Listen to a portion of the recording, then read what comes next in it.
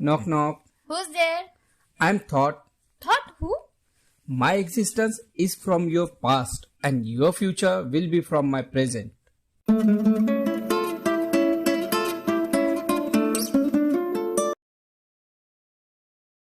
Hello दोस्तों, आप सबका स्वागत करता हूँ आपके अपने चैनल नॉक नॉक में। तो साथियों, कैसे हैं आप सब लोग? उम्मीद करता हूँ आप सब ठीक होंगे और अपना ख्याल रख रहे होंगे। तो दोस्तों, हमने पिछले सीरीज में अभी तक हमने देखा, बुद्धिस्ट हिस्ट्री को समझा, जितनी बुद्धिस्ट काउंसिल्स हुई उसे समझा, बुद्धिज्म में पाखंडवाद और अंधश्रद्धा कैसे आई इसे समझा, और अभी हम बुद्धिस्ट फिलॉसफी को समझेंगे। आज की जैसी हमारी जीवन शैली है, उस परिप्रेक्ष्य में, आज के परिप्रेक्ष्य में हम बुद्धिज्म को समझने की कोशिश करेंगे। और हम बहुत ज़्यादा स्क्रिप्चर्स में ना जाते हुए, क्योंकि हमने पिछले सीरीज में देखा कि जो स्क्रिप्चर्स आज बुद्धिज्म के हमारे पास अवेलेबल है, तो वो किस कंडीशन में हमारे पास आए हैं और हम कितना हद तक उन स्क्रिप्चर्स पर भरोसा कर सकते हैं।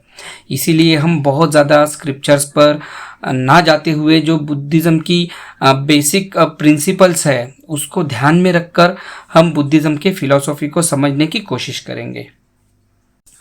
हम पूरी बुद्धिस्ट फिलॉसफी को सिर्फ एक सिंगल लाइन में डिस्क्राइब कर सकते हैं। जी हाँ, हम पूरी बुद्धिस्ट फिलॉसफी सिर्फ एक छोटे से फॉर्मूले में डिस्क्राइब कर सकते हैं, जिसमें आर्ट ऑफ लिविंग भी आ जाएगी, बुद्धिज़्म को किस तरह फॉलो किया जाना चाहिए वो भी आ जाएगा। और देखिए साथियों, कि जीवन जीने का सबसे आसान तरीका बुद्धिज़्म में बताया गया है।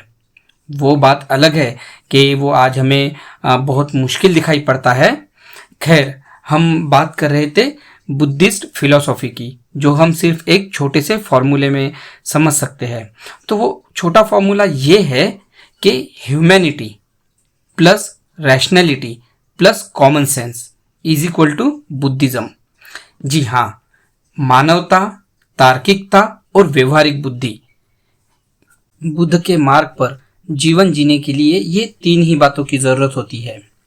और देखिए कि जितने प्रमाण आज बुद्धिज़्म के हमारे पास में उपलब्ध है, उसको ध्यान में रखकर हम बुद्धिस्ट फिलॉसफी को समझेंगे, जिससे आपको ये जो हमारा फॉर्मूला है humanity, rationality and common sense वाला, ये भी समझ आ जाएगा। बुद्ध के विचारों का केंद्र मन है।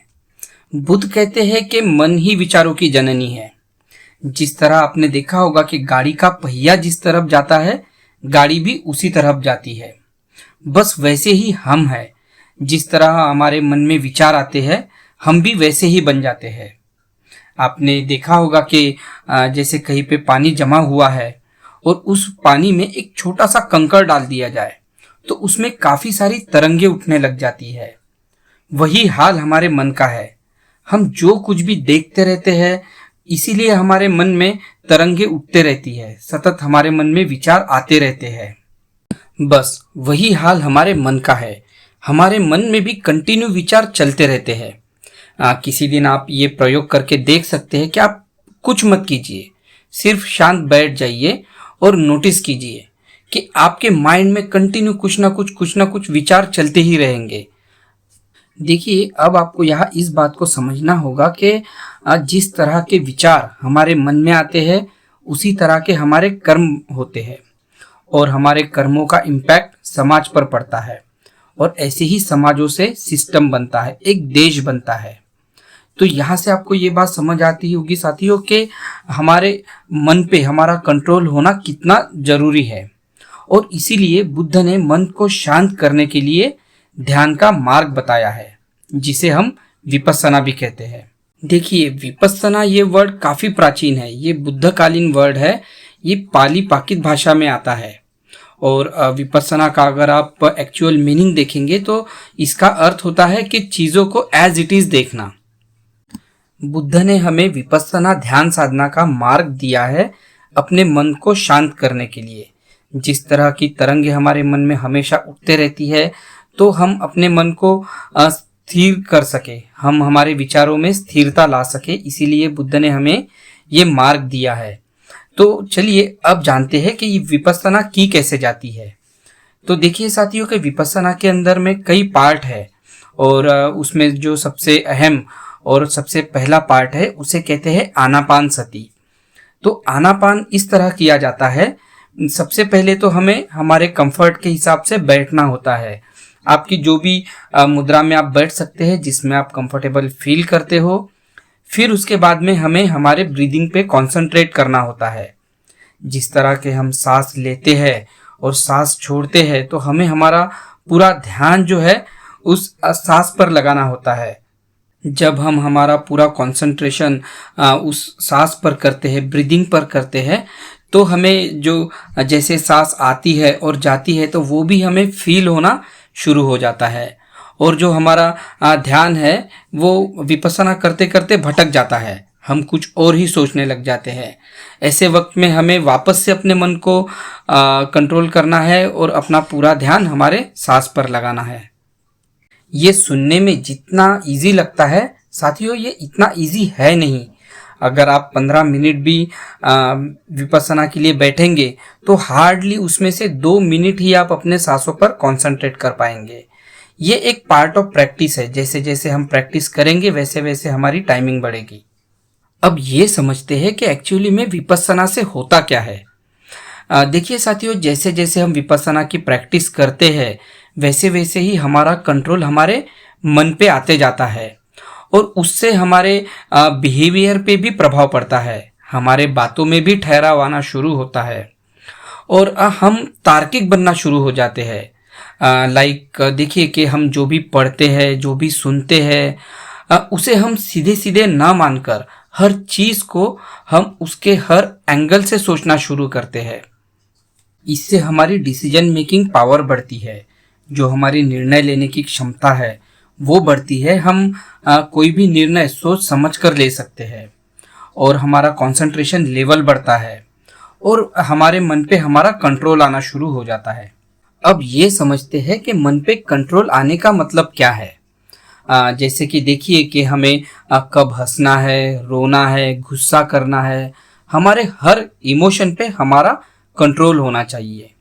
मैं आपको कुछ एग्जांपल से जैसे समझाने की कोशिश करता हूँ कि देखिए कभी कोई गिर जाता है, स्पेशली कोई हेल्थ वाइज मोटा इंसान जब गिर जाता है या किसी की पैंट नीचे सरक जाती है तो हमें अपने आप पे कंट्रोल नहीं रहता है और हम उस पर हंसना शुरू कर देते हैं। अब उस सिचुएशन को इमेजिन कीजिए कि हमें उस पे हंसने का इंटेंशन नहीं होता है, पर हमारे मन पे हमारा कंट्रोल न होने के वजह से हम उस पे हंसने लग जाते हैं। एक्चुअली में हम उसको इंसल्टिंग फील कराते हैं। उसी तरह आपने कभी नोट किया होगा कि हम कभी कभी गुस्से में हो जाते हैं, कोई छोटी सी भी बात हो पर हम ज़्यादा गुस्सा हो जाते हैं और सामने वाले को कुछ भी बोल देते हैं। उस वक्त जब हम गुस्से में बोल रहे होते हैं उस वक्त हमारा कंट्रोल हमारे मन पे नहीं होता है, हम इसीलिए ऐसा करते हैं। पर समय बीत जाने के बाद आपको ये महसूस होता है कि अरे यार, मैंने ऐसा उसे नहीं कहना चाहिए था। पर बाद में पछताने से क्या होगा, आपने गुस्से में जो बोल दिया है अब उसके जो भी परिणाम आएंगे वो तो होके रहेंगे। उसी तरह आपने देखा होगा कि कई लोगों को कई प्रकार के नशे होते हैं। नशा किसी भी प्रकार का हो सकता है साथियों, के जैसे कि कोई बहुत शराब पीता है, कोई स्मोकिंग करता है, तो कोई बहुत ज़्यादा भक्ति करता है, कोई बहुत ज़्यादा बोलते रहता है, बोलने का भी नशा हो जाता है, किसी को बहुत ज़्यादा खाने का भी नशा हो जाता है। तो नशा मतलब उस वक्त हमारे मन पे हमारा कंट्रोल नहीं होता है और हम ना चाहते हुए भी वो चीज़ करते जाते हैं। ऐसे काफ़ी सारे एग्जाम्पल्स हम देख सकते हैं कि जब हमारे मन पे कंट्रोल नहीं होता है तो हम किसी को इंसल्टिंग फील कराते हैं, कभी गुस्से में कुछ बोल जाते हैं या फिर कभी किसी प्रकार का नशा करने लग जाते हैं।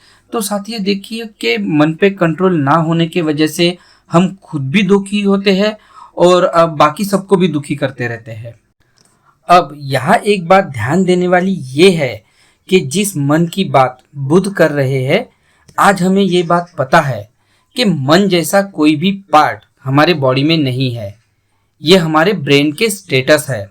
और हमें ये भी पता है कि हमारा ब्रेन कैसे काम करता है। हम हमारे ब्रेन के स्टेटस को माइंड भी कहते हैं और बुद्ध ने शरीर में किसी भी प्रकार की आत्मा या कोई भी शक्ति होने की बात नहीं की है। इसीलिए उन्होंने जो इसके लिए मन और चित्त, ये दो शब्द का यूज किया है। हम इन दोनों को माइंड के साथ रिलेट कर सकते हैं। जिस तरह मदरबोर्ड कंप्यूटर का दिमाग होता है जिससे पूरा कंप्यूटर सिस्टम वर्क करता है, उसी तरह माइंड भी हमारे शरीर का दिमाग है जिससे हमारा पूरा सिस्टम चलता है। और जैसे हम अपने शरीर को फिट रखने के लिए एक्सरसाइज करते हैं, उसी तरह हमें हमारे माइंड को भी फिट रखने के लिए एक्सरसाइज की जरूरत होती है। विपस्सना को लेकर काफी सारे भ्रम लोगों में फैले हुए थे, इसीलिए मैंने इस टॉपिक को डिटेल में समझाने की कोशिश की थी। और जैसे कि हमने पिछले सीरीज में देखा था कि किस तरह बुद्धिस्ट फिलॉसफी में आत्मा, पुनर्जन्म जैसी बातें ऐड हुई थी, उसी तरह विपस्सना में भी जन्म जन्मों के कर्म और फल की बातें आज हमें सुनने मिलती है।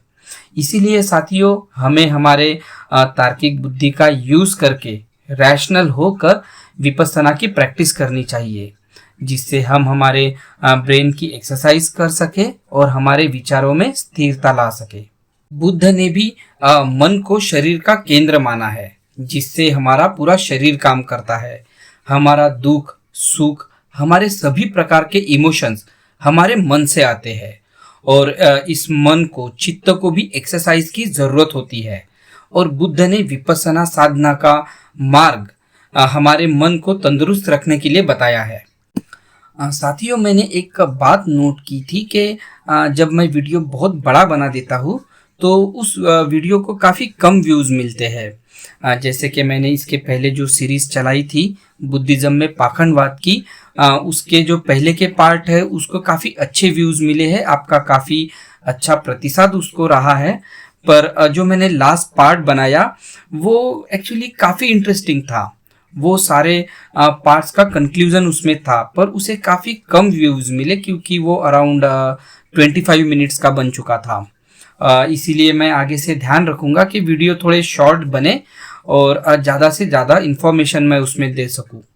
आज विपस्सना को ही डिस्क्राइब करने में हमारा सारा समय चला गया था, तो हम नेक्स्ट वीडियो काफ़ी इंटरेस्टिंग होने वाला है, तो आप उसे ज़रूर देखिए। हम नेक्स्ट वीडियो में 4 आर्य सत्य, कलाम सूत्र और सुरक्षा, हमारा जो सेल्फ डिफेंस है वो, और art of living in Buddhism, ये सब देखने वाले हैं। दोस्तों, मैं चैनल को इम्प्रूव करना चाहता हूँ, लाइक इसमें एनिमेशन, डिजिटल रिकॉर्डिंग वगैरह सब आ जाए, पर समय के अभाव के कारण मैं ये सब कर नहीं पा रहा हूँ। तो मेरी आपसे रिक्वेस्ट है कि आप थोड़ा पेशेंस रख के वीडियो को पूरा सुने, और मैं भी कोशिश करूँगा कि वीडियो थोड़ा शॉर्ट बने। और आपका ऐसा ही साथ रहा तो हम आगे ज़रूर इस चैनल को इम्प्रूव करेंगे। तो अभी मैं आपसे अलविदा लेता हूँ, और आप अपना और अपनों का ख्याल रखिए। चैनल को लाइक, सब्सक्राइब और शेयर कीजिए। कमेंट करना ना भूलें। हम मिलते हैं नेक्स्ट एपिसोड में। धन्यवाद।